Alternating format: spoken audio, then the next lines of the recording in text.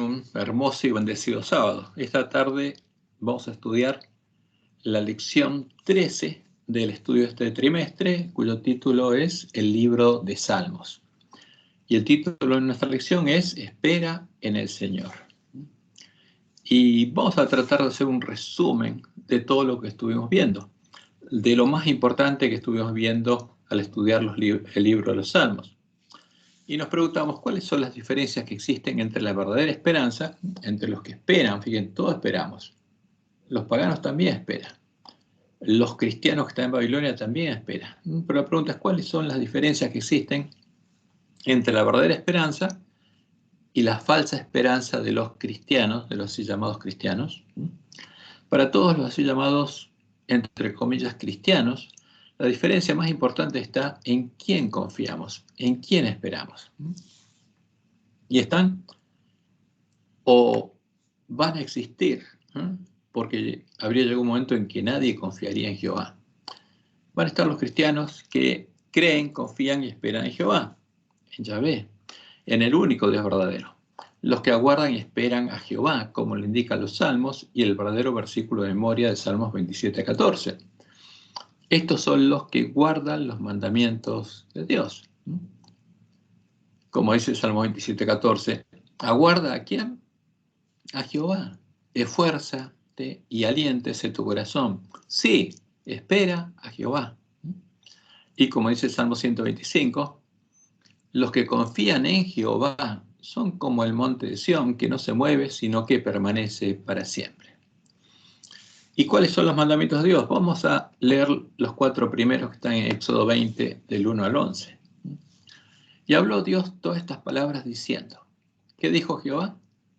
Yo soy, fíjense, una persona singular. Yo soy Jehová tu Dios. ¿Quién es nuestro Dios? ¿Es una persona singular? Este es el primer mandamiento. Yo soy Jehová tu Dios que te saqué de la tierra de Egipto, de casa de servidumbre. No tendrás dioses ajenos delante de mí. Entonces, ¿qué pasa con el que guarda los mandamientos de Dios? Jehová es su Dios. Los que guardan los mandamientos de Dios, Jehová es su Dios, y no adoran a dioses ajenos, no adoran a la imagen de la bestia. Y no la van a adorar en tiempo de angustia. Y el segundo mandamiento dice así, no te harás imagen ni ninguna semejanza, porque el hacerse una imagen ya es violar este mandamiento. Pero no hay que hacerse imagen ni ninguna semejanza de lo que esté arriba en el cielo, ni abajo en la tierra, ni en las aguas debajo de la tierra. Está hablando de imágenes religiosas. No te inclinarás a ellas ni las honrarás, porque yo soy Jehová tu Dios. ¿Quién habla? Jehová, una persona singular. Fuerte, celoso, que visito la maldad de los padres sobre los hijos hasta la 3ª y 4ª generación de los que me aborrecen. ¿Y para qué los visito? Dice, para hacer misericordia a millares, a los que me aman y guardan mis mandamientos. Como en el caso de Josías, que su padre no era un gran hombre, su abuelo tampoco. Pero él amaba a Jehová y guardó sus mandamientos. Entonces, los que guardan los mandamientos de Dios no se hacen ningún tipo de imágenes, no se inclinan ante ellas ni las honran. Y el tercer mandamiento dice, no tomarás el nombre de Jehová tu Dios en vano, como algo vano, sin valor, porque no dará por inocente quien Jehová, al que tomare su nombre en vano. ¿Por qué es importante? Como dice Joel 2:32, porque todo aquel que invocare el nombre de Jehová será salvo. Y Dios no puede salvar al que no invoca su nombre. Por eso, no puede darlo por inocente, no lo puede perdonar, no lo puede justificar al que toma su nombre en vano. Porque todos los redimidos van a invocar el nombre de Jehová y van a tener el nombre de Jehová escrito en la frente. Y el que guarda los mandamientos de Dios invoca el nombre de Jehová. No lo toma como algo vano. Y el cuarto mandamiento, de aquí me faltó el número 4, no sé qué pasó en la edición, ¿qué nos dice? Acuérdate del día de reposo para santificarlo, para apartarlo. 6 días trabajarás y harás toda tu obra, más el 7º día es reposo ¿para quién? Para Jehová tu Dios. O sea, el séptimo día es ¿para quién? Para Jehová, no para otro Dios. El que guarda los mandamientos de Dios, el día sábado lo dedica a Jehová. No hagas en él obra alguna, tú, ni tu hijo, ni tu hija, ni tu siervo, ni tu criada, ni tu bestia, ni tu extranjero que está dentro de tus puertas. Porque en 6 días hizo ¿quién? Jehová. Los cielos y la tierra, el mar y todas las cosas que en ellos hay, y reposó en el séptimo día. Por tanto, Jehová bendijo el día de reposo, y lo santificó y lo apartó, y lo estableció como una bendición para su pueblo. Por eso, los que guardan los mandamientos de Dios, el sábado lo santifican para Jehová su Dios. Él es nuestro Dios y Padre, nuestro Creador y nuestro Redentor. Es el único Dios verdadero. Y también están los que creen y esperan en el Señor de la Gran Babilonia. Estos son los cristianos que creen y esperan en el Señor de la Gran Babilonia y adoran a la imagen de la bestia, a la imagen cristiana del dragón, a la que adora la bestia religiosa desde el tiempo de la apostasía, a la abominación desoladora de la que habló el profeta Daniel, y cometen un pecado horrendo, y necesitan oír el mensaje de Elías, el mensaje de los 3 ángeles, como Dios le mostró en Ahuay. Conflicto de los siglos, página 503. La más terrible amenaza que haya sido jamás dirigida a los mortales se encuentra contenida en el mensaje del tercer ángel. Dice ella, debe ser un pecado horrendo, el que atrae la ira de Dios sin mezcla de misericordia. Los hombres no deben ser dejados sin la ignorancia tocante a esta importante cuestión. La amonestación contra este pecado es un pecado específico, que es la adoración de la imagen de la bestia. La amonestación contra este pecado debe ser dada al mundo antes que los juicios de Dios caigan sobre él, para que todos sepan por qué deben consumarse, para que sepan que están adorando a un ídolo, y adorando a ese ídolo adoran a Satanás y a los demonios, y para que tengan oportunidad para librarse de ellos. Este es el problema de los cristianos. La profecía declara que el primer ángel hará su proclamación a cada nación, tribu, lengua y pueblo. El aviso del tercer ángel, que forma parte de este, se me fue. A ver, aquí estamos de nuevo. El aviso del tercer ángel, que forma parte de este triple mensaje, no tendrá menos alcance. La profecía dice de él que será proclamado en alta voz por un ángel que vuele por el medio del cielo y llamará la atención del mundo. Al final de la lucha, fíjense, porque va a haber un conflicto, porque Satanás se preparó para impedir la predicación del mensaje de los 3 ángeles. Al final de la lucha que va a existir en la batalla de Armagedón, toda la cristiandad quedará dividida en 2 grandes categorías, porque el problema lo tienen los cristianos. ¿Quiénes adoran a la imagen de la bestia? ¿Quiénes adoran a la abominación asoladora? Los cristianos. Al final de la lucha, toda la cristiandad quedará dividida en 2 grandes categorías. La de los que guardan los mandamientos de Dios y tienen la fe de Jesús, y la de los que adoran a la bestia y su imagen y reciben su marca. Y es muy importante porque el problema es de los cristianos. La imagen del dragón es una imagen cristiana, entre comillas. Por eso, en Apocalipsis 18:4 vemos que Dios va a llamar a su pueblo a salir de la Gran Babilonia. Ahí tienen que saber por qué van a caer las plagas sobre Babilonia. Y oí otra voz del cielo que decía, salid de ella, pueblo mío, para que no seáis partícipes de sus pecados, ni recibáis parte de sus plagas. Y fíjense, por eso es importante entender por qué Dios separó a su pueblo de las iglesias caídas, que se unirían a la bestia religiosa para adorar al dragón, y seguirían siendo, entre comillas, cristianas. ¿Y por qué tenemos que entender que lo que están haciendo nuestros dirigentes de unirse a esas iglesias es lo contrario que Dios le ordenó hacer al pueblo adventista? Y la siguiente diferencia entre los cristianos es ¿qué esperamos? ¿Cuál es nuestra esperanza? Y va a haber 2 esperanzas bien diferenciadas. En la última generación llegaría a haber adventistas que, como los miembros de la iglesia primitiva, tienen la fe y la esperanza de la iglesia primitiva, que es la fe de Jesús, porque arreglaron sus lámparas, recuperaron el conocimiento de la verdad echada por tierra y tienen el Evangelio eterno, como lo tiene el primer ángel. Y su esperanza es llegar a tener la fe de Jesús en su Dios y Padre y el testimonio de Jesús. Porque ¿cuál es el fruto de tener la fe de Jesús? Tener el mismo testimonio, tener el mismo fruto. Llegar a tener la ley de Dios escrita en la mente y el corazón, tener el nombre de Dios y del Cordero escrito en la frente. Y esa esperanza se va a hacer realidad. ¿En quiénes? En los vencedores del pueblo adventista. Y vemos en el mensaje el primer ángel.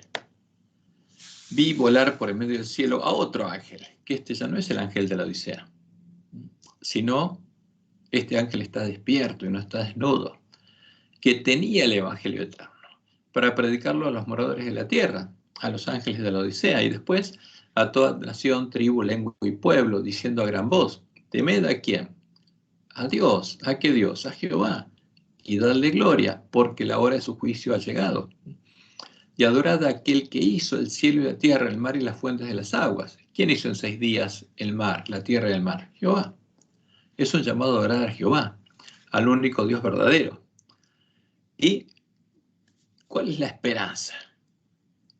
¿Qué dice el Evangelio eterno? Que lo que se vio en Jesús se vería en sus hermanos, como leemos en Salmos 48. Me complazco en hacer tu voluntad, oh Dios mío, y tu ley está en medio de mi corazón. ¿Qué pasa cuando un árbol es bueno? Tiene la ley de Dios escrita en la mente del corazón, tiene un buen tesoro en el corazón. ¿Y qué pasa cuando un árbol es malo? Tiene un mal tesoro en el corazón. ¿Y puede el árbol malo dar buen fruto? No, no puede. Solo puede dar buen fruto el árbol bueno, el que tiene la ley de Dios escrita en la mente del corazón, como Jesús. Por eso Él nos dijo, como el Padre me ha amado, así también yo os he amado. ¿Con qué? Con el amor de Dios. Y nos dio un nuevo mandamiento, que es el mandamiento del nuevo pacto. Un mandamiento nuevo os doy, que os améis unos a otros como yo os he amado, con el amor de Dios, que también os améis unos a otros. Ahora, para amarnos como Jesús nos amó, ¿qué necesitamos tener? La ley de Dios escrita en la mente del corazón, el amor de Dios en nuestros corazones. Y Jesús dijo, en esto conocerán todos que sois mis discípulos, si tuvierais amor. ¿Qué amor? El amor de Dios en el corazón. Si tuvierais amor los unos con los otros. Y si no tenemos amor, no vamos a ser una luz en el mundo.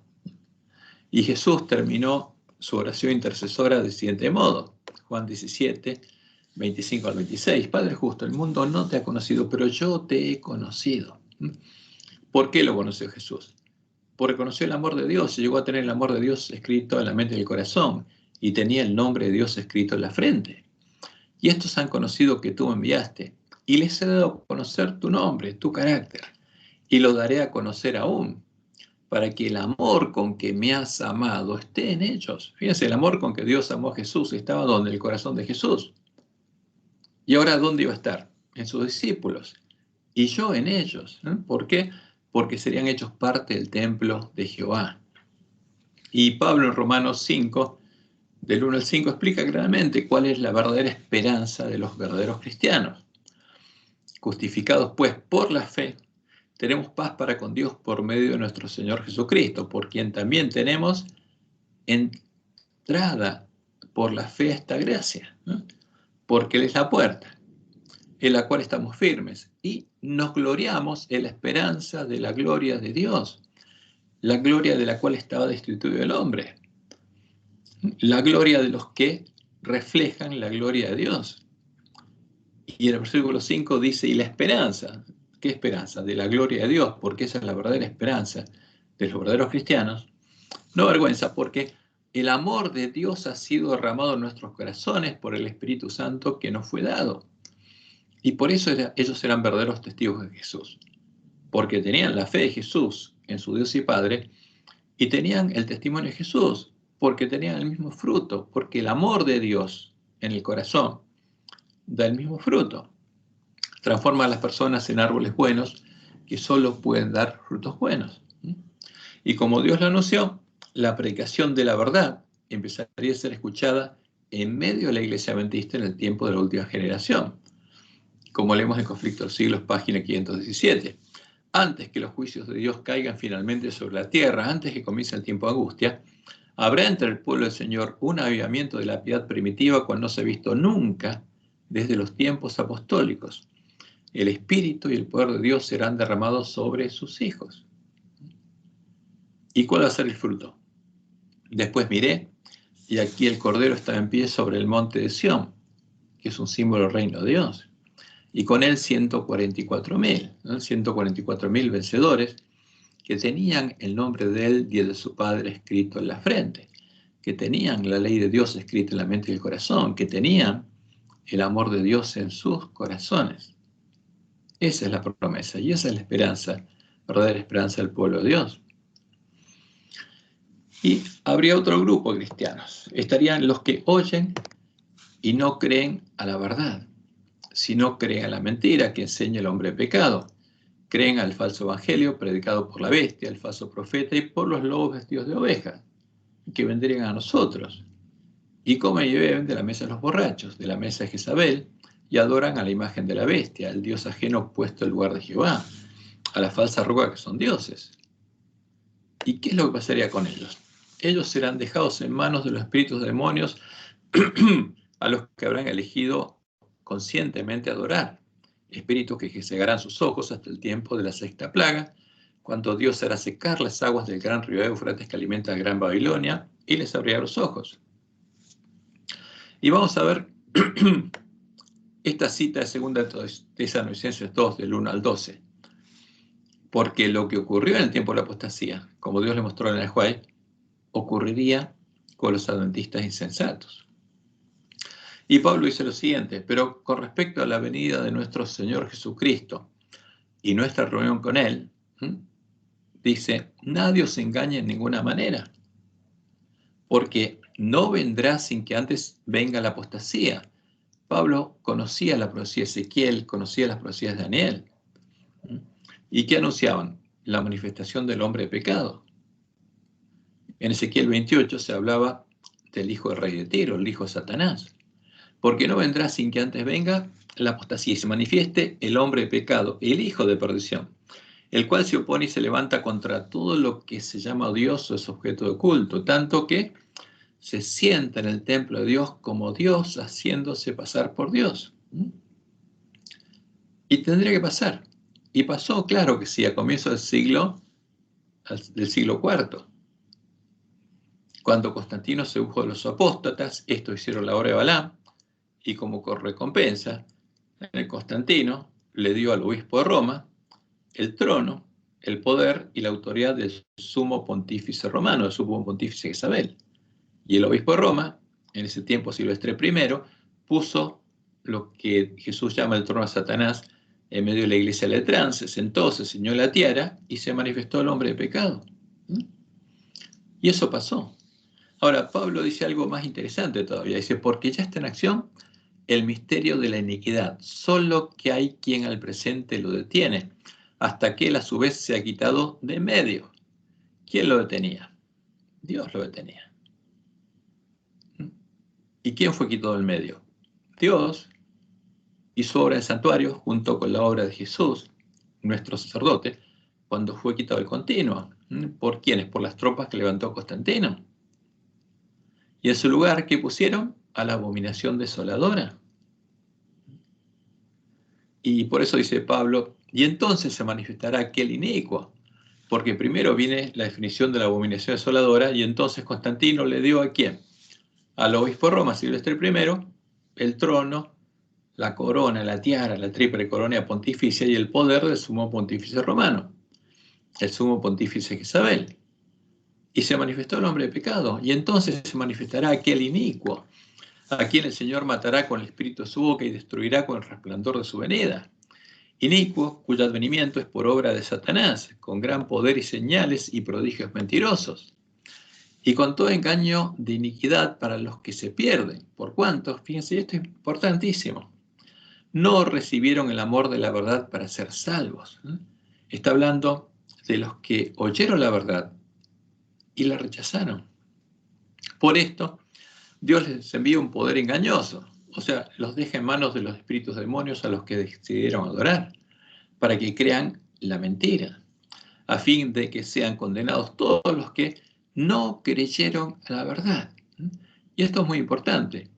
Antes de hacerse parte de la sinagoga de Satanás y habitación de demonios, una persona tiene que rechazar la verdad, porque si no, Dios la protege, sino que se complacieron en la injusticia. Ahora, como Dios le mostró en Ajoy y sucedió en el tiempo de la apostasía, esto volvería a ocurrir en el tiempo de la última generación del pueblo adventista, cuando en el clamor de medianoche nuevamente se empezara a escuchar la predicación de la verdad, porque la verdad se predicaría en medio del pueblo adventista. Entonces, habría adventistas que entrarían por la puerta ancha, rechazarían la verdad, no creerían la verdad, y entrarían por la puerta ancha y serían hechos parte del templo, entrarían por la puerta estrecha algunos y otros por la puerta ancha, y los que entraran por la puerta estrecha serían hechos parte del templo de Jehová. Y habría adventistas que entrarían por la puerta ancha y serían hechos parte de la sinagoga de Satanás, porque los adventistas serían divididos. El mensaje del tercer ángel es el que separaría el trigo de la cizaña. Ahora, el que no crea la verdad va a ser hecho habitación de demonios, por eso es un tema muy delicado. Y Elena, tomando las palabras de Pablo, las aplica al tiempo de la separación del pueblo adventista entre el trigo y cizaña. Y dice, cuando los que no creen a la verdad, sino que se complacen en la injusticia, según Tesalonicenses 2:12, sean dejados para sufrir tremendo desengaño y para que crean a la mentira. Fíjense, está hablando de adventistas, que escuchan la predicación de la verdad y la rechazan y se complacen en la injusticia y van a ser dejados para sufrir tremendo desengaño y para que crean a la mentira. Entonces la luz de la verdad brillará sobre todos aquellos cuyos corazones estén abiertos para recibirla, y todos los hijos del Señor que quedaren en Babilonia oirán el llamamiento: salid de ella, pueblo mío. Porque los que creen a la mentira, y no cualquier mentira, a la mentira que creó el hombre de pecado y puso en lugar de la verdad, van a ser hechos habitación de demonios. Y cuando se separen el pueblo adventista, a los que creen a la verdad y a los que creen a las doctrinas de Jezabel y conviven con los borrachos, entonces ahí el mensaje de Dios dejará de ser enviado al ángel de la Odisea y será enviado ¿a quién? Al pueblo que está en Babilonia. Por eso Elena es muy clara en esto y nosotros tenemos que oírlo a tiempo. Noveno tomo los testimonios, página 97. Dice Elena, ojalá que la gente conociese el tiempo de su visitación, el tiempo en el que Dios lo llama. Hay muchos que todavía no han escuchado la verdad probatoria para este tiempo. Hay muchos con quienes el Espíritu de Dios está batallando. Y agrega, el tiempo de los juicios destructores de Dios, o sea, el tiempo de las primeras trompetas, el comienzo del tiempo de angustia, es el tiempo de misericordia para los que no habían tenido oportunidad hasta ese momento de enterarse de la verdad. El Señor los contemplará con ternura y se conmoverá su corazón de misericordia. Su mano todavía permanece extendida para salvar, mientras la puerta se ha cerrado para los que no quisieron entrar, para los adventistas que no quisieron entrar. Y esto es muy claro. Por eso tenemos que tener en cuenta que eso va a pasar y preocuparnos de nuestra salvación con temor y temblor. ¿Y qué va a pasar? Como dice ella en Testimonios por los Ministros 4:52. Los nombres de los que firmemente esperan y anhelan vigilantes la aparición de su Salvador y velan por ella, más ferviente y anhelosamente que los que esperan la mañana, se contarán entre los sellados. Los que por disponer de toda la luz de la verdad, fíjense, el pueblo adventista no conocía la verdad, pero en la última generación dispondríamos de toda, ¿de cuánta? De toda la luz de la verdad, que brilla sobre sus almas. Debieran obrar de acuerdo con la fe que profesan, pero son hechizados por el pecado, albergan ídolos en su corazón, adoran imágenes, corrompen sus almas delante de Dios y mancillan a los que se unen con ellos en el pecado. Sus nombres serán borrados del libro de la vida y serán dejados en la oscuridad de la medianoche, sin aceite en sus vasijas, juntamente con sus lámparas. ¿De quién está hablando? De las vírgenes insensatas, que habrán escuchado toda la luz de la verdad. Porque el clamor de medianoche iluminaría el camino hacia Dios que escucharían el Evangelio eterno y dispondrían de toda la luz de la verdad. Y al final del tiempo de prueba del pueblo adventista, en el campo del padre de familia serán separados el trigo y la cizaña, de manera que como se arranca la cizaña y se quema en el fuego, así será en el fin de este siglo, en el fin del tiempo de la iglesia militante. Enviará el Hijo del Hombre a sus ángeles y recogerán de su reino, ¿no?, de su iglesia, a todos los que sirven de tropiezo y los que hacen iniquidad, y los echarán en el horno de fuego. Allí será el lloro y el crujir de dientes.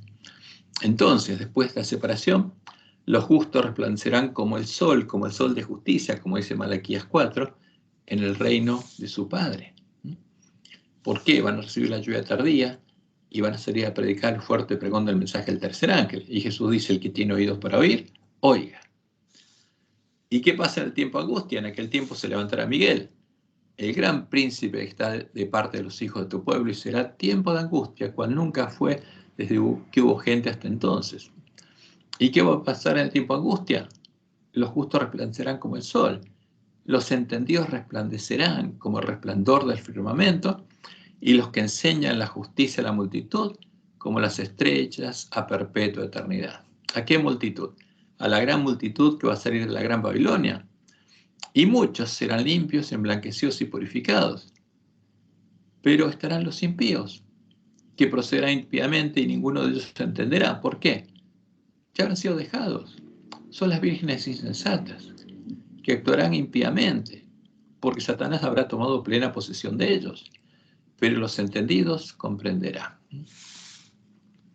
Como Dios le mostró a Elena de White, solo los adventistas que se hayan preparado y hayan recibido el sello de Dios podrán recibir la lluvia tardía y ser los entendidos que resplandecerán como Jesús, como el sol de justicia en el reino de su Padre. Y lo leemos en Primeros Escritos, página 71. Los que reciban el sello del Dios vivo y sean protegidos en el tiempo de angustia deben reflejar plenamente la imagen de Jesús.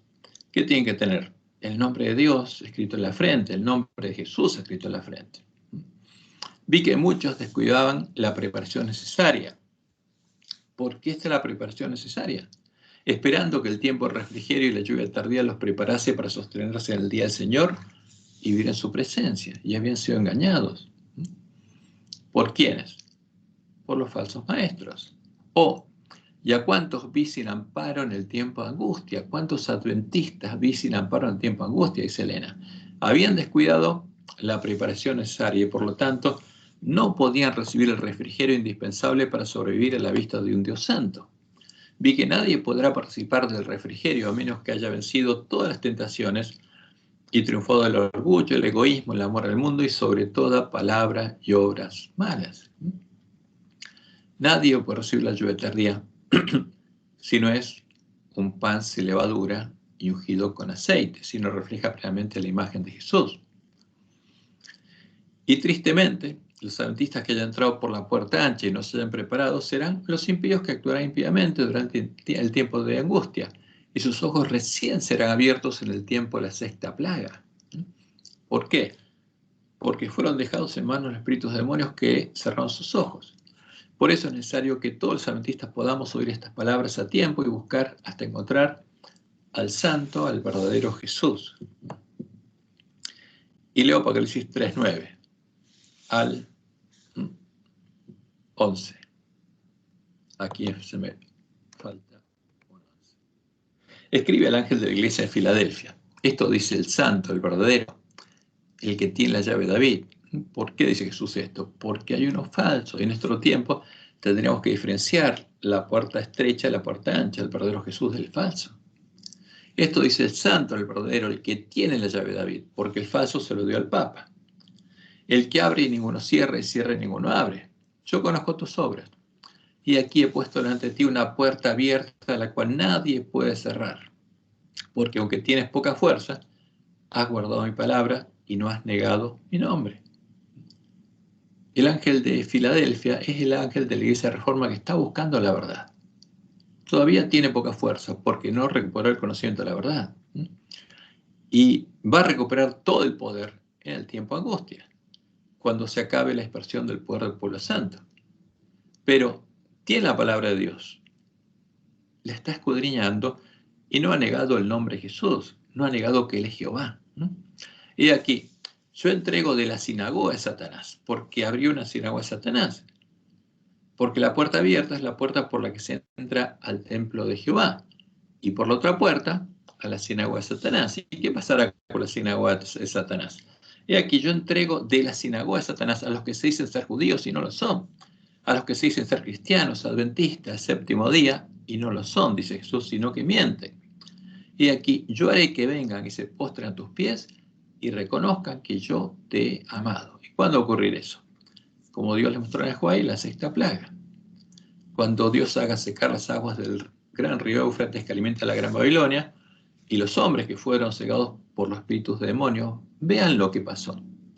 Los hombres a quienes el mundo idolatró por sus talentos y elocuencia, ven ahora las cosas en su luz verdadera.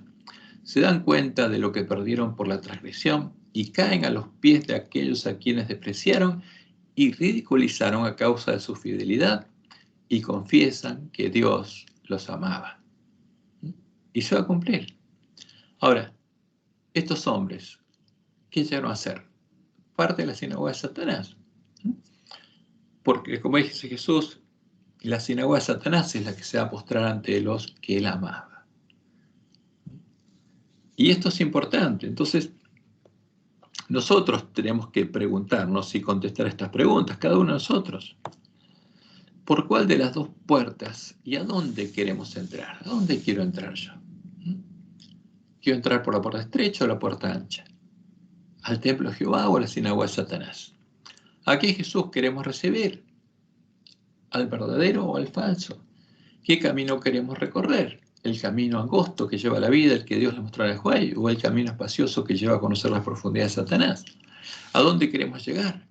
¿Qué fruto queremos llegar a dar? Y por eso es muy importante que nosotros elijamos. La verdadera puerta es la puerta del templo de Jehová, como dice el Salmo 118, sino al 23. Abridme las puertas de la justicia, entraré por ellas, alabaré, esta es puerta de Jehová. La verdadera puerta, el verdadero Mesías, es la puerta porque es la que se llega a la presencia de Jehová. Por ella entrarán los justos. Te alabaré porque me has oído y me fuiste por salvación. La piedra que se echaron los edificadores ha venido a ser cabeza del ángulo. De parte de Jehová es esto, y es cosa maravillosa a nuestros ojos. Y Jesús fue claro, yo soy la puerta. Yo soy la puerta de la justicia. El que por mí entrare será salvo. Y yo soy el camino y la verdad y la vida, y nadie viene al Padre sino por mí. ¿Por qué puerta queremos entrar? ¿A qué Jesús queremos conocer? Por eso Jesús nos dice claramente, y como Dios le mostró en el Juan, y estas palabras son dirigidas a nosotros. Entrad por la puerta estrecha, porque ancha es la puerta, y espacioso el camino que lleva a la perdición, y muchos son los que entran por ella. ¿Cuándo entrarían? En el tiempo de los apóstoles no estaba la puerta ancha. Fue creada en el tiempo de la apostasía, en el siglo IV, porque es la abominación desoladora. Pero en nuestro tiempo, en medio de nuestra iglesia estaría la puerta ancha. ¿Por qué? Porque habrían venido a nosotros lobos vestidos de ovejas. Y muchos son los que entran por ella, porque estrecha es la puerta y angosto el camino que lleva a la vida, y pocos son los que la hallan, porque hay que buscarla. No es la que está puesta delante nuestro en nuestra iglesia. La que está puesta delante nuestro en nuestra iglesia es la puerta ancha. Guardaos de los lobos, de los falsos profetas que vienen a vosotros con vestidos de oveja, pero por dentro son lobos rapaces, son siervos de Jezabel. Por sus frutos los conoceréis, dice Jesús. ¿Por qué? Porque no puede el buen árbol dar malos frutos, ni el árbol malo dar frutos buenos. No puede. Todo árbol que no da buen fruto es cortado, echado en el fuego. Si uno de nosotros no llega a tener buen fruto, cuando llegue el tiempo en el que Jesús separa el trigo de la cizaña, va a ser cortado, echado en el fuego. Así que por sus frutos los conoceréis. ¿Y va a quedar alguien en la iglesia adventista? ¿En la iglesia triunfante? ¿Va a haber triunfadores en la iglesia adventista? Sí, todos los árboles buenos. Pero ¿quién va a tener fruto bueno? El que tenga hambre y sed de justicia. Y recorre el camino que Dios le mostró en el Juan, en su primera visión. Dice ella, Dios me ha mostrado el camino que el pueblo adventista ha de recorrer en viaje a la santa ciudad, porque este camino es simbólico y la ciudad es simbólica. La santa ciudad, la Nueva Jerusalén, representa a los vencedores, a la iglesia triunfante. Alcé los ojos y vi un sendero recto y angosto trazado muy por encima del mundo. El pueblo adventista, no otro, andaba por ese sendero, en dirección a la ciudad que se veía en su último extremo. En el comienzo del sendero, detrás de los que ya andaban, había una brillante luz que, según me dijo un ángel, era el clamor de medianoche. Esta luz brillaba a todo lo largo del sendero y alumbraba los pies de los caminantes para que no tropezaran. ¿Quiénes recorrerían primero este sendero en la última generación? Los adventistas, y después la gran multitud que va a salir de la Gran Babilonia. Va a recorrer el camino angosto y va a llegar a la ciudad de Dios también. Entonces, Dios le mostró esto para que entendiéramos que el camino angosto no está en el mundo, está en el reino de Dios. Y para llegar al reino de Dios tenemos que buscar hasta encontrar la puerta estrecha. Para entrar a la presencia de Dios, empezar a recorrer el camino angosto que lleva a la vida. Y la promesa de Jesús es clara: al que venciere. ¿Y quién vence? El que recorre el camino angosto y llega al final del camino. Llega a la ciudad de Dios y entra con el esposo a las bodas. Al que venciere yo lo haré columna del templo de mi Dios y nunca más saldrá de allí. Y escribiré sobre él el nombre de mi Dios. ¿Por qué va a tener el nombre de Dios escrito en la frente? Porque va a tener la ley de Dios escrita en la mente y el corazón. Y el nombre de la ciudad de mi Dios, la Nueva Jerusalén, porque va a ser parte de la iglesia triunfante, la cual desciende del cielo de mi Dios y mi nombre nuevo. Y como dice el Salmo 15, 1 y 2, Jehová, ¿quién habitará en tu tabernáculo? En tu casa. ¿Quién morará en tu santo monte? Y responde, el que anda en integridad y hace justicia, y habla verdad en su corazón. Por eso Jesús dijo, bienaventurados los que tienen hambre y sed de justicia, los que tienen hambre y sed de tener la ley de Dios escrita en la mente y el corazón, porque ellos serán saciados. Y esta es la verdadera esperanza del pueblo adventista. Esta es la verdad presente para el pueblo adventista. ¿Y quiénes la van a apreciar? Las vírgenes sensatas, que van a tener amor a la verdad. Por eso nosotros tenemos que pedirle a Dios que nos dé amor a la verdad, que nos ponga en nosotros ese hambre y sed de justicia, para que podamos desear recibir su promesa y ser saciados. Ahora, vamos a ver cuál es la esperanza que aparece en nuestra lección. Cuando leemos nuestras lecciones, vemos en ellas el claro cumplimiento de las palabras de la profecía. En ellas se honra a la imagen del sol. Fíjense, ¿qué aparece en nuestra lección? Esta imagen, que es la imagen del sol, que es el Señor y Dios de la Gran Babilonia. Y se llama el Señor ¿a quién? Al Dios Hijo de la Trinidad. ¿A quién? A uno de los dioses de las falsas rocas son dioses. Al que la doctrina de la Trinidad, la doctrina de Jezabel, identifica como Dios, creador, rey y juez. No se identifica a Jehová como Señor. Acá está esta imagen, y este es el versículo que se utiliza, lamentablemente, en nuestra lección, de una versión muy descompuesta de los cadáveres de los dos testigos. Espera en el Señor, esfuérzate y aliéntese tu corazón. Espera en el Señor. Y la introducción de nuestra lección dice lo siguiente. Hemos llegado a la última semana de este trimestre en el que estudiamos los Salmos. En este viaje espiritual pasamos por la experiencia del sobrecogimiento ante el majestuoso Creador, Rey y Juez. Y vamos a ver de quién está hablando. Por el gozo de la liberación divina, el perdón y la salvación, por momentos de entrega en el dolor y el lamento, y por las gloriosas promesas de la presencia eterna de Dios y el anhelo de la adoración perpetua y universal a Dios. ¿Dios dice que va a haber una adoración universal a Él? No. Los que adoran a la bestia y su imagen no lo van a adorar. Y Dios no está pidiendo una adoración universal. Quiere que lo adoren los que tengan hambre y sed de justicia.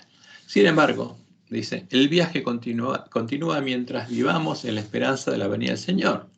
Está hablando de la venida de ¿qué? Del Señor. O sea, está hablando, ¿quién viene? Un Jesús. ¿Cuál? El Dios Hijo de la Trinidad, que es la abominación asoladora, no es el verdadero Jesús.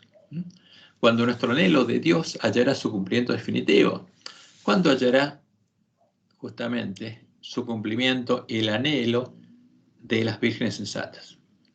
Cuando se haya parte del reino de Dios y llegan a tener el nombre de Dios escrito en la frente, no en la segunda venida. Y terminan diciendo, si hay una nota final que podamos extraer de los Salmos, debería ser espera en el Señor. ¿Y a quién llama el Señor? Al Dios Hijo de la Trinidad, al que llaman el majestuoso Creador, Rey y Juez, el que va a venir. El Señor. Pero están adorando un ídolo. Nuestra esperanza es la venida del Señor. Esa y será la esperanza de toda la gran Babilonia. Esa es la predica de la bestia y el falso profeta. Esperan que el Señor de la gran Babilonia, el dragón, venga a reinar en la tierra por 1000 años. Y eso se lo mostró Dios claramente en la de Juan. Y por supuesto tendríamos que conocerlo. Nuestro deseo y esperanza debe ser llegar a tener la fe y la esperanza en la iglesia primitiva para poder prepararle el camino a la segunda venida del Santo, el verdadero Jesús. Dios no nos llamó a esperar la segunda venida de Jesús. De modo que, como dice nuestra lección, como no sabemos cuándo vendrá, esa espera nos estresa, dice. Y dice, el llamado a esperar. Y dice la lección del domingo, tal vez una de las mayores tensiones de la vida es el estrés, sea el estrés de la espera. Ahora, pero Dios no nos llamó a esperar. Nuestro trabajo es preparar el camino a la segunda venida de Jesús. Esperamos, dice, y no siempre nos gusta hacerlo, ¿verdad? Ahora, Dios no nos llamó a esperar, nos llama a trabajar para preparar el camino a la segunda venida de Jesús y nos mostró claramente qué es lo que debemos hacer. Nos mostró claramente cuáles son las etapas en las que debemos desarrollar nuestro trabajo, pero no lo estamos haciendo. Y por supuesto, en nuestra lección se nos dice que tenemos que esperar, pero no es la verdad. Y en la lección del viernes, la lección de hoy, viernes 29 de marzo, dice lo siguiente. Los salmos hacen fervientes llamados a esperar en el Señor, descansa en el Señor y espera tranquilo en Él. Salmo 37:7, que vimos, dice otra cosa. Descansa en Jehová, espera en Jehová. Cuando la espera nos parezca agobiante, incierta y solitaria, pero por supuesto, el que espera y no sabe qué espera ni cuándo tiene que esperar, es porque está engañado, no conoce el plan de Dios, fue engañado.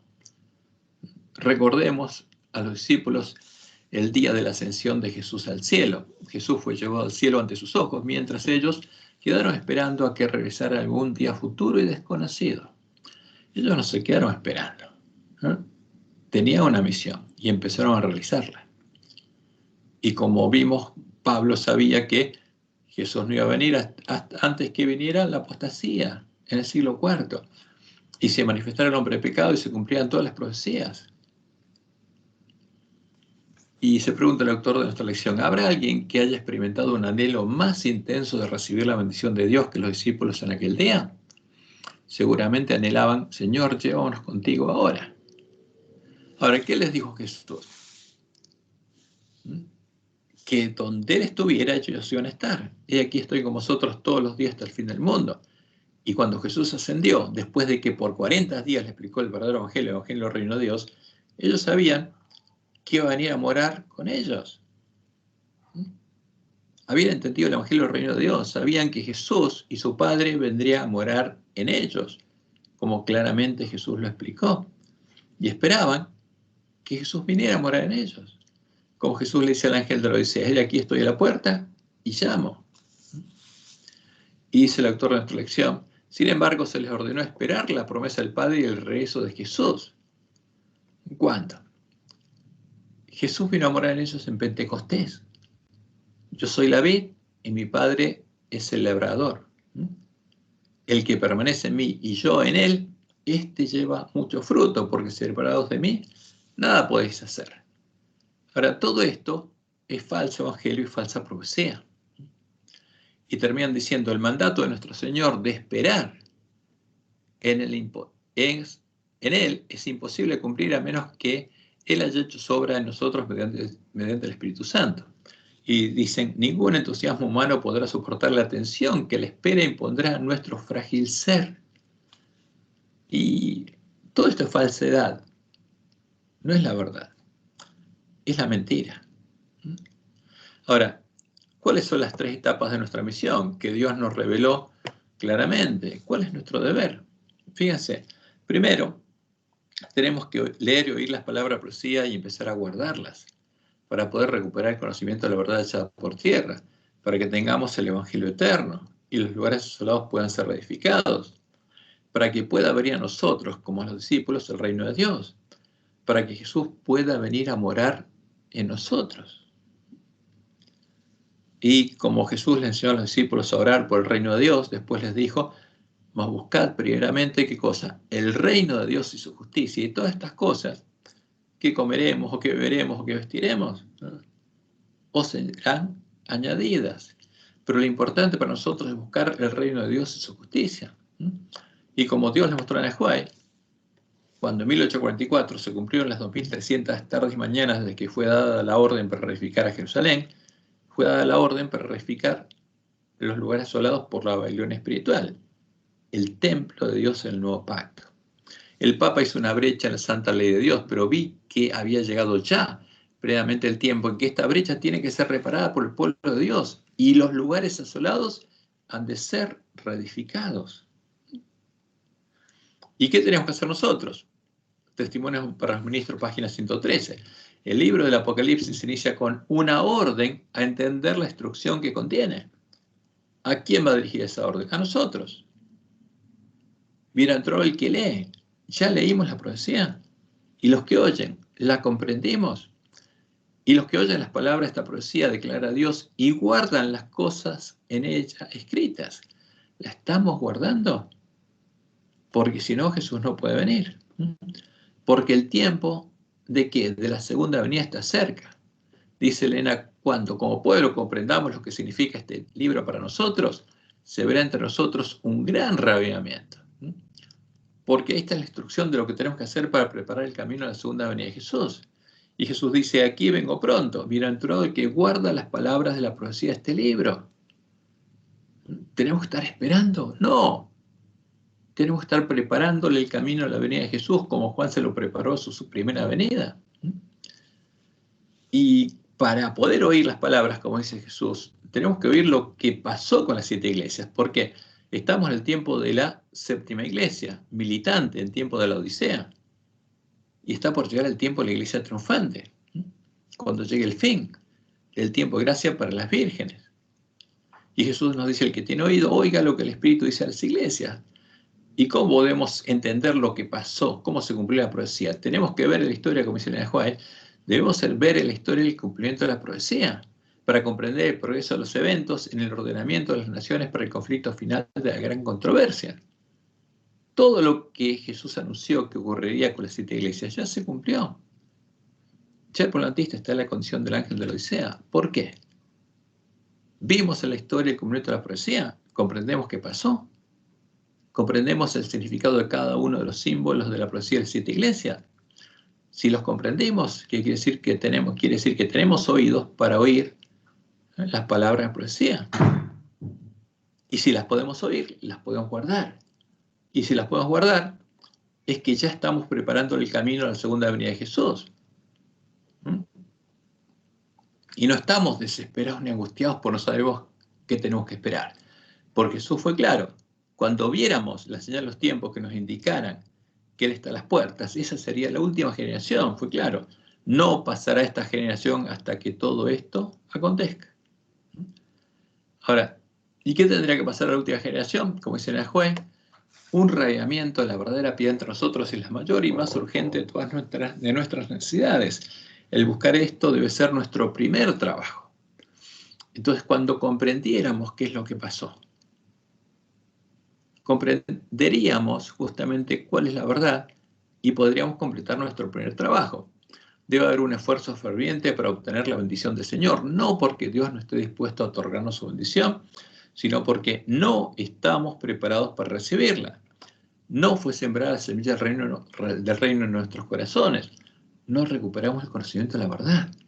Nuestro Padre Celestial está más dispuesto a dar su Espíritu Santo a los que se lo piden que los padres terrenales a dar buenas dádivas a sus hijos. Y 43 años después de 1844, en 1887, todavía no estaba preparado el camino. Y dijo Elena, cuando el camino esté preparado para el Espíritu de Dios, vendrá la bendición. Ahora, ¿cuándo estaría preparado finalmente? ¿Cuándo completaríamos nuestro primer trabajo? Recién en la última generación. Y la segunda etapa de nuestra misión, ¿cuál sería? Tendríamos que, cuando podíamos leer y oír las palabras profecía y comprender lo que pasó, después de haber recuperado el conocimiento de la verdad, tendríamos que despertar y darles el verdadero alimento a tiempo a nuestros hermanos, que estarían en la condición del ángel de la Odisea, para que todos ellos puedan entrar por la puerta estrecha del reino del templo de Dios y construir su casa sobre la roca, antes que se cierre la puerta a las vírgenes insensatas, como Jesús lo anunció. Entonces, en el tiempo en el que se cumplirían todas las palabras de su sermón profético, el reino de los cielos será semejante a las 10 vírgenes que, tomando sus lámparas, salieron a recibir al esposo, al pueblo adventista. ¿Y qué pasó? Vino el esposo y las que estaban preparadas, las que habían recorrido el camino angosto que les iluminó el clamor de medianoche, entraron con él a las bodas y se cerró la puerta. Y después vinieron también las otras vírgenes diciendo, Señor, Señor, ábrenos. Mas él respondiendo dijo, cierto, os digo que no os conozco. Velad pues, porque no sabéis el día ni la hora en que el Hijo del Hombre ha de venir como ladrón. ¿A qué? A llevarnos a la batalla. Por eso, Jesús anunció claramente quiénes serían los vencedores. ¿Quién es, pues, el siervo fiel y prudente al cual puso su Señor sobre su casa para que les dé el alimento a tiempo? Porque habría otros siervos, estarían dándoles otro alimento, y Dios pondría nuevos siervos y les daría el verdadero alimento para que se lo den a sus hermanos. Bienaventurado aquel siervo al cual cuando su Señor venga le haya haciendo así. El siervo que no se vuelva atrás por la persecución que va a haber. De cierto os digo que sobre todos sus bienes le pondrá. Pero si aquel siervo malo dijera en su corazón, mi Señor tarde en venir, y comenzara a golpear a sus consiervos y aún a comer y a beber con los borrachos, vendrá el Señor de aquel siervo en día que éste no espera y a la hora que no sabe, y lo castigará duramente y pondrá su parte con los hipócritas, con los falsos. Allí será el lloro y el crujir de dientes. Y finalmente, los siervos fieles que les dieron el alimento a tiempo a sus hermanos, ¿qué tienen que hacer ahora? Ir a predicar el fuerte pregón. Tienen que ir a darles el verdadero alimento a tiempo a sus hermanos que están en medio de la gran Babilonia. Tienen que ir con Jesús a la batalla de Armagedón, a predicar el fuerte pregón del mensaje del tercer ángel, hasta que llegue el fin. Y en Apocalipsis 16, 15 y 16, Jesús nos dice, aquí yo vengo como ladrón. ¿Y qué pasa? ¿Viene a buscarnos para ir al cielo? No. Bienaventurado el que vela y guarda sus ropas para que no ande desnudo y vean su vergüenza, le dice el ángel de la Odisea. Y a los que están preparados, ¿qué pasa? Y los reunió en el lugar que en hebreo se llama Armagedón, el monte Meguido. ¿Para qué? Para que hagan la obra de Elías y enfrenten a los profetas de Baal en la última batalla del gran conflicto. ¿Y qué van a tener que predicar? Después de esto vi a otro ángel, a otro mensajero descender del cielo con gran poder, y la tierra fue alumbrada con su gloria. Porque estos son los entendidos que resplandecen. Y clamó con voz potente, diciendo, ha caído la gran Babilonia y se ha hecho habitación de demonios. No es la iglesia de Cristo, no es el templo de Dios, es habitación de demonios, y guarida de todo espíritu inmundo, y albergue de toda ave inmunda y aborrecible, porque todas las naciones han bebido el vino del furor de su fornicación, ¿cuántas todas? Y los reyes de la tierra han fornicado con ella, y los mercaderes de la tierra se han enriquecido de la potencia de sus deleites. Y oí otra voz del cielo que decía, salid de ella, pueblo mío, para que no seáis partícipes de sus pecados, ni recibáis parte de sus plagas. ¿Y qué tiene que hacer el pueblo de Dios? Explicarle al pueblo que está en Babilonia cuáles son los pecados, cuál es el pecado horrendo que están cometiendo. porque sus pecados han llegado hasta el cielo y Dios se acordó a sus maldades. Y el pueblo de Dios va a llamar a salir de Babilonia. Bienaventurados los que lavan sus ropas para tener derecho al árbol de la vida y para entrar por las puertas de la ciudad. Salen de Babilonia, van a Jerusalén, lavan sus ropas en la sangre del Cordero y entran por las puertas del templo de la ciudad de Dios. ¿Para qué? Para comer el fruto del árbol de la vida, para tener vida, para llegar a conocer, no la ciencia del bien y el mal, sino conocer a Dios, conocer la ley que Dios tiene escrita en la mente y el corazón. Y tienen que unirse al espíritu de la esposa en el llamado de sus hermanos. Y el espíritu y la esposa dicen, ven. Y el que oye diga, ven. Y el que tiene sed, venga. Y el que quiera, tome del agua de la vida, que sale del trono de Dios y del Cordero, gratuitamente. Ese es el llamado. Y esa es la última etapa de nuestra misión. Y como dijo Jesús, y será predicado este evangelio del reino, el verdadero evangelio, el evangelio del reino de Dios, en todo el mundo, para testimonio a todas las naciones, y entonces vendrá el fin. ¿Y qué va a pasar? Y ahí Dios le va a permitir a las abominaciones desoladoras simular la segunda etapa, la segunda venida de Jesús. Por tanto, cuando veas en el lugar santo la abominación desoladora de la que habló el profeta Daniel, el que lea Daniel entienda, porque la abominación fue introducida en el siglo IV y viene simulando la segunda venida de Jesús, para que todos los que adoraron a la abominación desoladora, llamándola Dios y Cristo, la adoren. Entonces los que estén en Judea, los judíos, los circuncidados en el corazón, huyan a los montes. Y es claro, estas son las tres etapas de la misión que Dios le dio al pueblo adventista. En 1844 llamó al pueblo adventista y empezó el tiempo de restaurar los lugares asolados. Pero hubo un tiempo de demora, un tiempo de tardanza. Y las vírgenes se durmieron y el enemigo entró en medio del campo de padre familia, hizo sobre y las vírgenes llegaron a estar a la condición del ángel de la Odisea. ¿Hasta cuándo duraría eso? Hasta que alguien se diera cuenta, clamara a Dios y entrara el hombre de la escobilla y Dios empezara a guiar a su pueblo a que recuperara el conocimiento de la verdad, a los que tuvieran hambre y sed de justicia. Y Satanás se daría cuenta, actuaría, se apuraría a preparar su ejército y veríamos brotar las hojas de la higuera. Y finalmente, cuando Dios completara su obra y nos hubiera ayudado a reparar la brecha hecha por el Papa de la Santa Ley de Dios y a recuperar el conocimiento de la verdad, se escucharía un clamor en medio del pueblo adventista. Y empezaría el clamor de medianoche. Y los siervos fieles empezarían a darle alimento a tiempo a sus hermanos. Y los lugares asolados serían reedificados con piedras vivas. ¿Hasta cuándo? Hasta que hubiera 144.000 columnas del templo de Dios, hasta que el pueblo adventista, los siervos fieles de Dios, hubieran recorrido el camino angosto, hubieran llegado al final del camino y entraran por las puertas de la ciudad de Dios con el esposo a las bodas. Y Jesús confesara el nombre de los vencedores en las bodas y hubiera una esposa que pudiera ir con el Cordero a predicar el fuerte pregón. Y ahí empezarían los días de la voz del séptimo ángel y sería predicado el evangelio del reino en todo el mundo, en el tiempo de angustia, hasta que llegue el fin. Y cuando llegue el fin, ¿qué va a haber? Una gran multitud al templo de Dios, no 144.000 columnas, sino una gran multitud.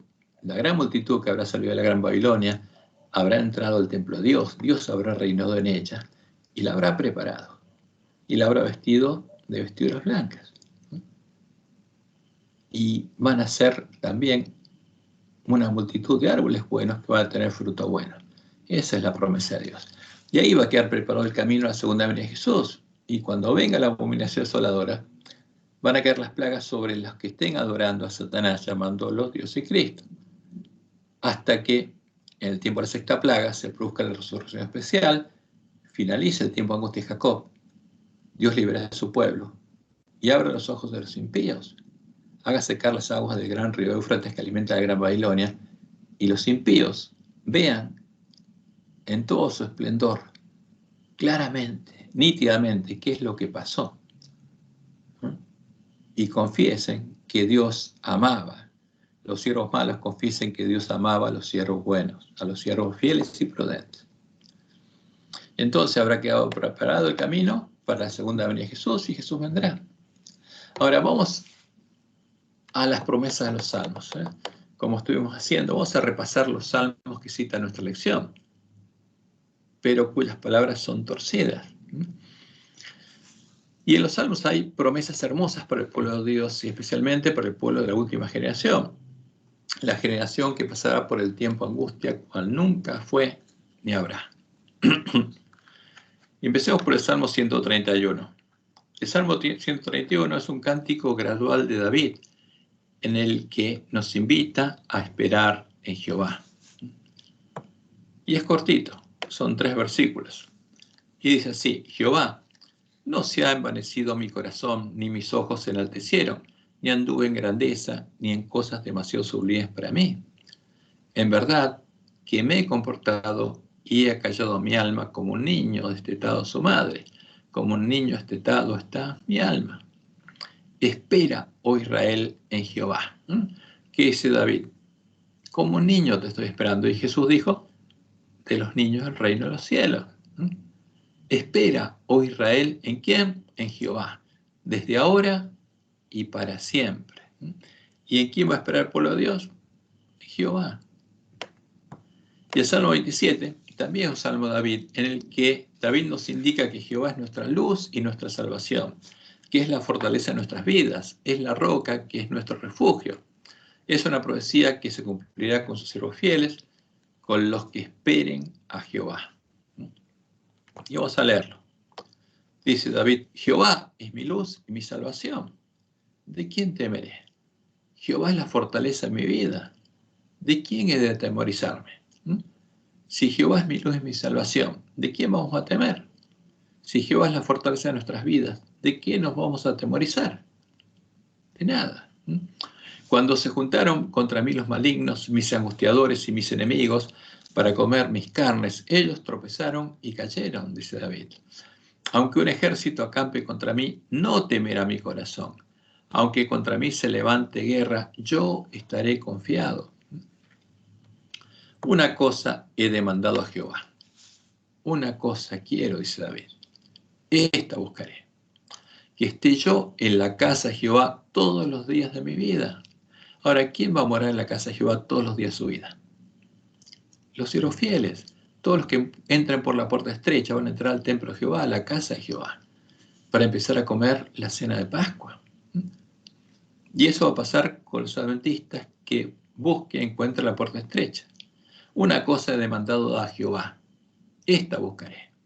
Que esté yo en la casa de Jehová todos los días de mi vida, para contemplar la hermosura de Jehová, para conocer a Jehová y para inquirir en su templo. Porque Él me esconderá en su tabernáculo en el día del mal. ¿Dónde van a estar morando los siervos fieles? En el templo de Dios. Van a estar morando al abrigo del Altísimo. Me ocultará en lo reservado de su morada, en su casa. Sobre una roca me pondrá en alto. Luego levantará mi cabeza sobre mis enemigos que me rodean, y yo sacrificaré en su tabernáculo sacrificios de júbilo. Cantaré y entonaré alabanzas a Jehová. Eso es lo que van a cantar los redimidos, alabanzas a Jehová. Oye, oh Jehová, mi voz con que a ti clamo. Ten misericordia de mí y respóndeme. Como Elías, Jehová, respóndeme. Mi corazón ha dicho de ti: buscad mi rostro. Tu rostro buscaré, oh Jehová. No escondas tu rostro de mí, no apartes con ira a tu siervo. Mi ayuda ha sido: no me dejes ni me desampares, Dios de mi salvación. Y agrega en el versículo 10: aunque mi padre y mi madre me dejaran, con todo Jehová me recogerá. Enséñame, oh Jehová, tu camino y guíame por tu senda. Este es el cántico que cantamos nosotros. Muéstrame, Jehová, tus caminos, enséñame en tus sendas andar. Enséñame, Jehová, tu camino y guíame por tu senda de rectitud a causa de mis enemigos. No me entregues a la voluntad de mis enemigos, porque se han levantado contra mí testigos falsos y los que respiran crueldad. Hubiera yo desmayado si no creyese que veré la bondad de Jehová en la tierra de los vivientes. Aguarda a Jehová, esfuérzate y aliéntese tu corazón. Sí, espera a Jehová. Y todos los redimidos, los verdaderos redimidos, ¿a qué van a esperar? A Jehová. ¿Y qué van a decir cuando vean a Jesús venir en las nubes de los cielos? Y aquí, este es nuestro Dios. Le hemos esperado y nos salvará. Este es Jehová a quien hemos esperado. Nos alegraremos y nos gozaremos en su salvación. Y como vemos, todas estas son promesas hermosas para los siervos fieles de Dios, para los que tienen hambre y sed de justicia. Y el Salmo 92 es un cántico de alabanza a Jehová, en el que, proféticamente, se anuncia la diferencia de lo que pasará con los impíos y con los que temen a Jehová, con los que cumplan la misión que Jehová nos dio. Bueno es alabarte, oh Jehová, y cantar salmos a tu nombre, oh Altísimo. Anunciar por la mañana tu misericordia y tu fidelidad cada noche, en el decacordio o en el salterio, en tono suave con el arpa. Por cuanto me has alegrado, oh Jehová, con tus obras, en las obras de tus manos me gozo. Cuán grandes son tus obras, oh Jehová, muy profundos son tus pensamientos. El hombre necio no sabe y el insensato no entiende esto. Cuando brotan los impíos como la hierba y florecen todos, los que hacen iniquidad, es para ser destruidos eternamente. ¿Por qué eso va a pasar con los impíos? Mas tú, Jehová, para siempre eres altísimo, porque he aquí tus enemigos, oh Jehová, porque he aquí perecerán tus enemigos. Serán esparcidos todos los que hacen maldad. Pero tú aumentarás mis fuerzas como las del búfalo, seré ungido con aceite fresco. Y mirarán mis ojos sobre mis enemigos, oirán mis oídos de los que se levantaron contra mí, de los malignos.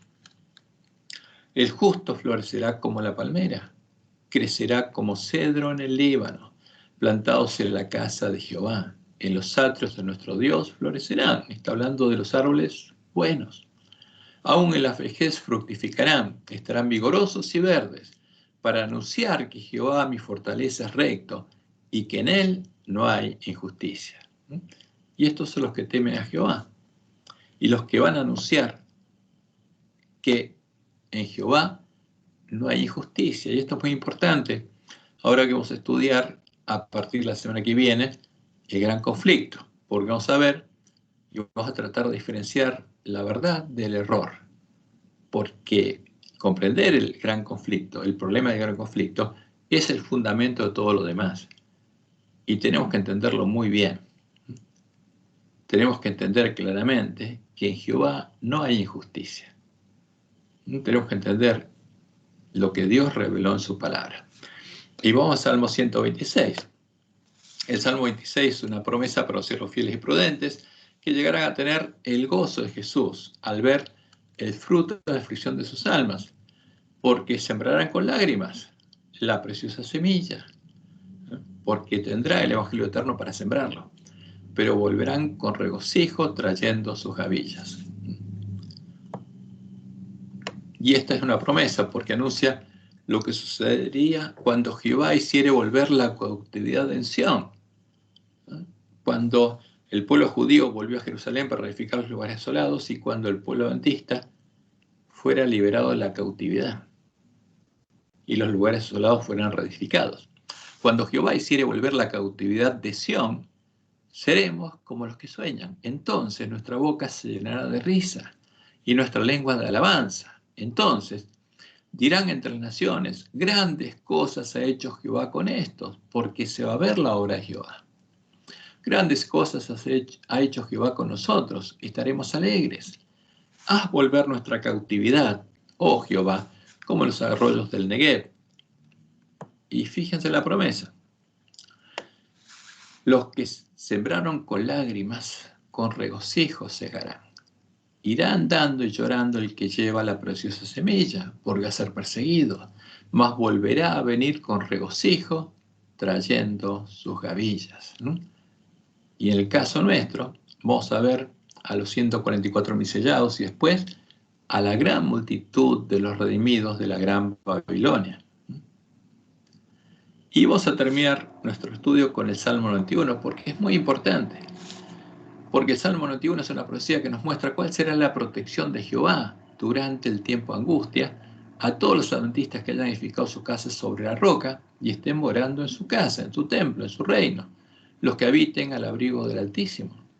Y tenemos que oír esto a tiempo.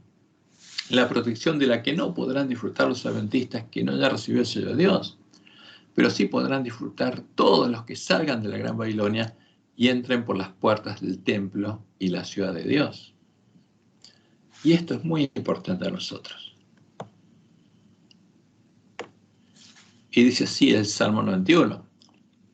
El que habita al abrigo del Altísimo morará bajo la sombra del Omnipotente. ¿Con quién va a habitar? Con Jehová.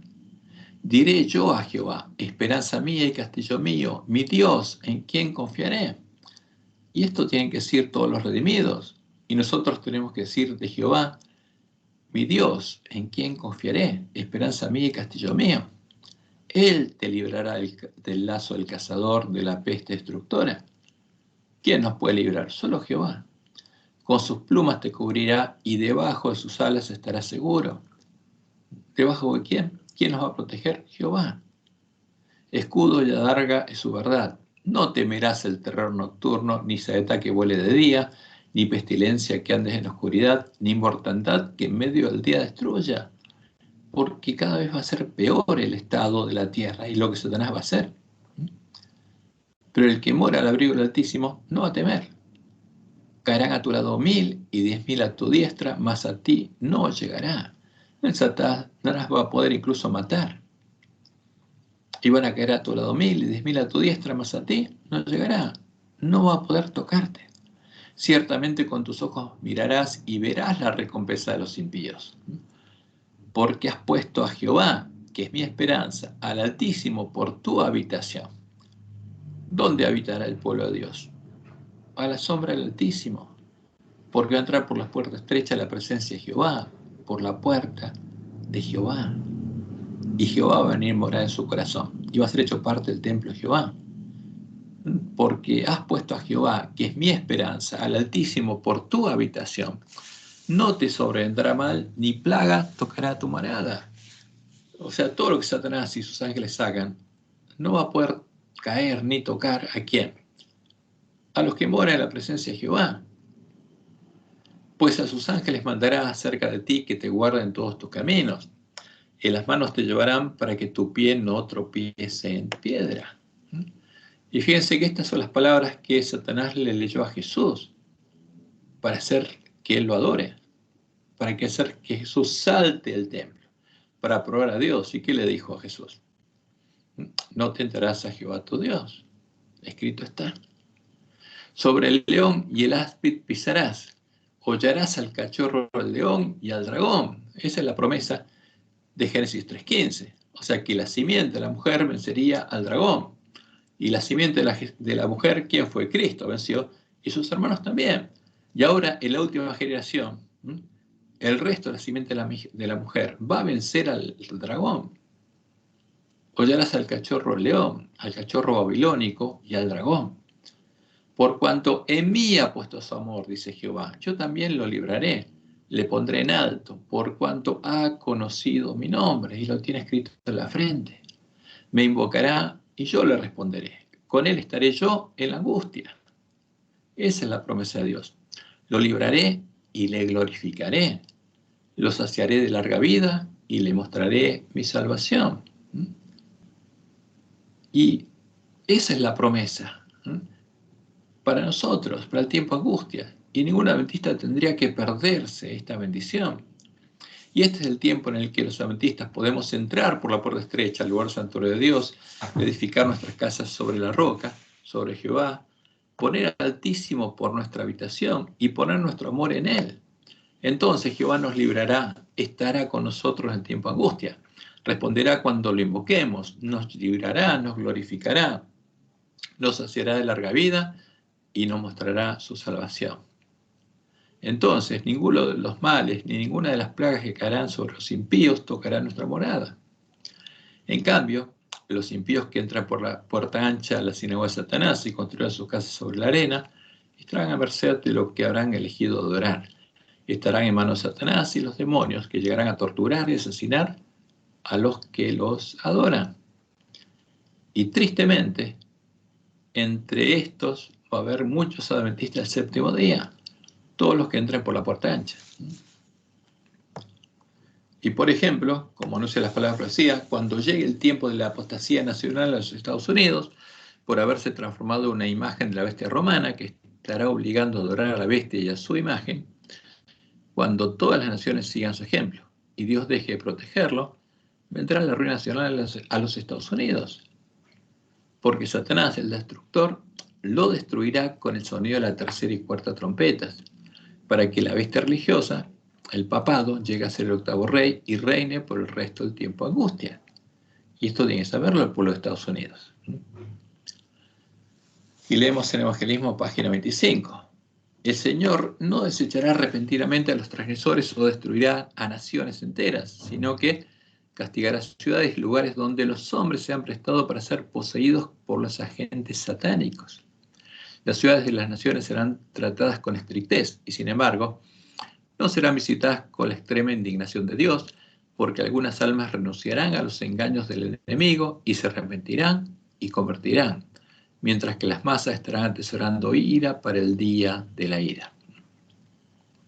Eso es lo que va a estar pasando en el tiempo angustia. ¿Y de dónde vendrían los juicios de Dios? Dios también le mostró qué es lo que estaría pasando cuando Él empieza a soltar los vientos, porque le va a permitir cada vez más a Satanás actuar. Se demostró que los juicios de Dios no vendrían sobre ellos directamente del Señor, sino de esta manera. Ellos se colocan más allá de su protección. Él advierte, corrige, reprueba y señala el único camino seguro. Luego, si aquellos que han sido el objeto de su cuidado especial siguen su propio curso, independientemente del Espíritu de Dios, tras repetidas amonestaciones, si eligen su propio camino, entonces Él no encarga a sus ángeles que impidan los decididos ataques de Satanás contra ellos. Es el poder de Satanás lo que está obrando en el mar y en la tierra, trayendo calamidad y angustia y barriendo multitudes para asegurarse su presa. Satanás es el que va a estar actuando. Pero no va a poder tocar a ¿quiénes? A los siervos de Dios. Luego, en el tiempo de la quinta y sexta trompeta, Satanás y sus ángeles podrán torturar y matar a sus propios siervos para incitarlos a matar a los santos del Altísimo, porque no pueden tocarlos. Ellos no pueden tocarlos. Como anuncia la profecía, a los que estén morando al abrigo del Altísimo no van a poder tocarlos. Apocalipsis 8:13. Y miré y oí a un ángel volar por el medio del cielo diciendo a gran voz. Y esto ocurre después de la destrucción de los Estados Unidos. ¡Ay, ay, ay! De los que moran en la tierra, a causa de los otros toques de trompeta que están para sonar los tres ángeles, porque lo primero no fue nada, comparado con lo que viene. Entonces se escucha a quién, a este ángel, al pueblo de Dios, decir a gran voz, ¡ay, ay, ay! De los que moran en la tierra, advirtiendo a todo el mundo sobre lo que va a suceder con los próximos toques de trompeta, para que salgan rápidamente de la gran Babilonia, antes de quedar en manos de Satanás y sus ángeles, porque ellos serán soltados, podrán subir del abismo y podrán torturar y llegar a matar a los hombres que hayan escuchado el llamado de Dios y aún no hayan salido de la gran Babilonia. Y esto es lo que dice la profecía sobre la quinta trompeta. Apocalipsis 9, del 1 al 11, el quinto ángel tocó la trompeta y vi una estrella que cayó del cielo a la tierra. ¿Quién cayó? Satanás, un ángel. Y se le dio la llave del pozo del abismo.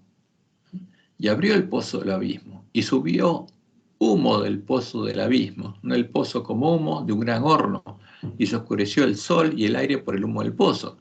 Y del humo salieron langostas sobre la tierra, y se les dio poder como tienen poder los escorpiones de la tierra. Y se les mandó que no dañasen a la hierba de la tierra, ni a cosa verde alguna, ni a ningún árbol, sino solamente a los hombres que no tuviesen el sello de Dios en sus frentes. ¿Podían tocar a los siervos de Dios? No. ¿A la hierba verde? No. ¿Al trigo que había germinado recientemente y estaba creciendo? No. Ni a ningún árbol, ni a ninguno de los siervos de Dios, sino solamente a los hombres que no tuviesen el sello de Dios en sus frentes. Y les fue dado no que los matase, sino que los torturasen 5 meses, los atormentasen 5 meses. Y su tormento era como tormento de escorpión cuando hiere al hombre. Y en aquellos días los hombres buscarán la muerte, pero no la hallarán. Y ansiarán morir, pero la muerte huirá de ellos. Va a ser terrible el tormento. Y tienen por rey sobre ellos ¿a quién? Al ángel del abismo. Estos son los siervos de Satanás. cuyo nombre en hebreo es Abadón, el destructor, y en griego Apolión. Apolo, el dios hijo de Zeus. ¿Por qué? Dios de este modo está diciendo que la imagen de Apolo, a la que Roma llama Cristo, esa es la imagen de Apolo detrás de la que está escondido Satanás, el destructor, el ángel del abismo. Porque ese Jesús, que es la imagen de Apolo, es Satanás. Y una de las cosas más asombrosas que verá el pueblo que aún esté en medio de la Gran Babilonia es que los demonios no podrán tocar a los santos que estén habitando al abrigo del Altísimo, a ninguno de los 144.000 sellados, ni a ninguno de la gran multitud que entrará por las puertas de la ciudad de Dios, y que solo podrán torturarlos a ellos, como anunció la profecía, y les advierten los que están predicando el fuerte pregón, llamándolos a salir de la Gran Babilonia y a unirse al pueblo de Dios, porque Dios lo está protegiendo. Y eso va a ser evidente y lo van a ver. Y como dice el Juárez, Satanás va a ser el que está matando y torturando. Y lo hace con un propósito. Satanás ejerce su poder en todos los lugares y bajo mil formas, en las desgracias y calamidades de mar y tierra, en las grandes conflagraciones, en los tremendos huracanes y en las terribles tempestades de granizo, en las inundaciones, en los ciclones, en las mareas extraordinarias y en los terremotos. Destruye las mieses casi maduras y ellos siguen la hambruna y la angustia. Propaga por el aire emanaciones mefíticas y miles de seres perecen en la pestilencia. Nosotros ahora sabemos que muchos de esos son virus creados en laboratorios, que son esparcidos con un propósito muy claro. Estas plagas irán merodeando más y se harán más y más desastrosas. Y luego, el gran engañador persuadirá a los hombres de que son los que sirven a Dios los que causan estos males. ¿Por qué? Van a creer que Dios está castigándolos. Habrá comunicaciones de espíritus que declararán que Dios los envió para convencer de su horror a los que rechazan el domingo y afirmarán que se debe obedecer a las leyes del país como a la ley de Dios. Grande será la indignación despertada contra todos los que se nieguen a aceptar sus aseveraciones. ¿Cuál es el objetivo de Satanás? Hacerles creer a los impíos que la tortura proviene de Dios. Porque Dios está ofendido con los herejes que no le brindan la adoración que él requiere, como ocurrió en el tiempo en el que Diocleciano fue a consultar a Apolo. Y Apolo le dio a entender esto, que mientras él permitiera que hubiera herejes en el imperio, no lo iba a proteger. Pero ¿quién está hablando con Diocleciano? Satanás, el ángel del abismo. Y va a hacer lo mismo ahora. Y les va a decir que ese castigo terminará cuando todos los hombres adoren juntos al mismo Dios, al que adoran todas las iglesias, que adoren al dragón. Y su objetivo es que sus siervos piensen que son víctimas de la herejía de los hijos de Dios e incitarlos a matarlos, como hizo Roma y como hizo después el hombre de pecado con el edicto de Tesalónica. Y en ese tiempo se completará el número de los mártires de Jesús. No porque los toquen las plagas, porque no pueden tocarlas. No porque lo toquen los espíritus de demonios, sino que van a ser muertos por los hijos del diablo. Pero el que muera habrá vencido. Y finalmente llega el tiempo de la sexta trompeta, donde Satanás incluso ahora se le va a permitir matar. El sexto ángel tocó la trompeta y oí una voz de entre los 4 cuernos del altar de oro que estaba delante de Dios, y diciendo al sexto ángel que tenía la trompeta: desata a los 4 ángeles que están atados junto al gran río Éufrates, el símbolo de los espíritus de demonios que alimentan la Gran Babilonia, y se les da libertad ahora. ¿Para qué? Y fueron desatados los 4 ángeles que estaban preparados para la hora, día, mes y año, a fin de matar a la tercera parte de los hombres. O sea, le permite matar a los demonios ahora. Y el número de los ejércitos de los jinetes era 200 millones. Yo hice un número. Así vi en visión los caballos o jinetes, los cuales tenían coraza de fuego, zafiro y de azufre. Y las cabezas de los caballos eran como cabezas de leones, y su boca salían fuego, humo y azufre. Por estas 3 plagas fue muerta la tercera parte de los hombres. Simbólicamente, la tercera parte de los hombres muere. ¿Cuántos? ¿Qué pasaría si en este tiempo morían 200 millones de personas? Sería terrible. Por el fuego, el humo y el azufre que salían de su boca, pues el poder de los caballos estaba en su boca y en sus colas, porque sus colas, semejantes a serpientes, tenían cabezas y con ellas dañaban. ¿Y qué pasa? Después que el pueblo de Dios predicó, el fuerte pregón anunció que esto iba a pasar y lo vieron. Va a haber hombres que, a pesar de eso, no se van a arrepentir. Y los otros hombres que no fueron muertos con estas plagas, ni aun así se arrepintieron de las obras de sus manos, ni dejaron de adorar ¿a quién? A los demonios y a las imágenes. ¿A quién adora a la bestia? A los demonios y a las imágenes. Ese es el gran pecado. Y no se arrepintieron de sus homicidios ni de sus hechicerías, porque ellos habían asesinado al pueblo de Dios, ni de sus hechicerías, porque hicieron caer fuego del cielo por el poder de los demonios, ni de su fornicación, ni de sus hurtos. ¿Y qué puede hacer Dios ahora después de todo lo que sus siervos anunciaron y lo que ellos vieron? Nada más. Cuando todos los hombres hayan escuchado el mensaje del tercer ángel y hayan visto que sobre los santos no caen estas plagas, así no se arrepienta de las obras de sus manos y siga adorando a Satanás y a los demonios que los están torturando y a las imágenes, serán dejados definitivamente de lado por la misericordia de Dios. Y habrán realizado una elección consciente, habrán recibido la marca de la bestia y no habrá nada que Dios pueda hacer por ellos y Él dejará de llamarlos. Habrá llegado el día de la ira de Dios y Él los dejará en manos de Satanás. Entonces Jesús declarará: el que es injusto, sea injusto todavía, y el que es inmundo, sea inmundo todavía, y el que es justo, practique la justicia todavía, y el que es santo, santifíquese todavía. Ya habrá llegado el fin. Entonces, antes que empiece a caer las plagas, Satanás podrá simular la segunda venida de Jesús, para que todos los que eligieron adorarlo y recibieron su marca, se postren ante él y lo adoren junto a la bestia y el falso profeta. Y será predicado este evangelio del reino en todo el mundo para testimonio a todas las naciones, y entonces vendrá el fin. Por tanto, cuando veas el lugar santo, ¿qué cosa? La abominación desoladora de que habló el profeta Daniel, el que lee a Daniel entienda, entonces los que estén en Judea huyan a los montes. Los judíos, los circuncidados en el corazón, huyan a los montes, porque llegó el fin y completaron su misión. ¿Y quién va a venir? Satanás, simulando la segunda venida de Jesús. ¿Y quién va a estar adorándolo? Toda la gran multitud de impíos, incluyendo a los impíos del pueblo adventista. La foto del centro apareció en nuestras lecciones, porque es el objetivo de los lobos vestidos de oveja, que nos unamos a la multitud ecuménica que adora al dragón. Y como se la juega en esta época aparecerá ¿quién? El anticristo, como si fuera el Cristo verdadero. Y entonces la ley de Dios será completamente invalidada en las naciones de nuestro mundo. La rebelión contra la santa ley de Dios habrá llegado a su completa maduración. Pero el verdadero director de toda esta rebelión, ¿quién es? Es Satanás vestido como un ángel de luz. Los hombres serán engañados y lo exaltarán al lugar de Dios y lo edificarán. Pero la omnipotencia se interpondrá contra las iglesias apóstatas que se unen para exaltar a Satanás.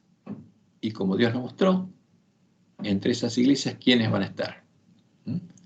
Los adventistas nominales, los adventistas que hayan seguido adorando a la imagen de la bestia, y se pronunciará sentencia, por lo cual en un solo día vendrán sus plagas, muerte, llanto y hambre, y será quemada con fuego, porque poderoso es Dios el Señor que la juzga. Habrá llegado el tiempo en el que los impíos recibirán su recompensa. Y la pregunta es para nosotros, porque Dios nos reveló claramente, detalladamente, todo lo que va a pasar desde aquí hasta el final, incluyendo lo que pasará durante el tiempo de procesamiento de nuestra iglesia antes que llegue el fin para las vírgenes insensatas. Y la pregunta es, ¿en quién habremos puesto nuestro amor? ¿Dónde queremos morar? ¿En el templo de Jehová o en la sinagoga de Satanás? ¿Queremos morar al abrigo del Altísimo, bajo la sombra del Omnipotente? Entonces tenemos que decirle a Jehová, Dios mío y Salvador mío. ¿En quién habremos puesto nuestro amor? Los adventistas debemos decidirlo ahora. Este es el tiempo de nuestra prueba y sellamiento. Este es el tiempo en el que debemos decidir a quién vamos a adorar, a Jehová o a Baal, a Jehová o al dragón. Que Jehová te bendiga y te guarde y te guíe a toda verdad, y que tengas un hermoso y bendecido sábado junto a nuestro Dios, junto a Jehová, al que llamó al pueblo antista y le dio una misión.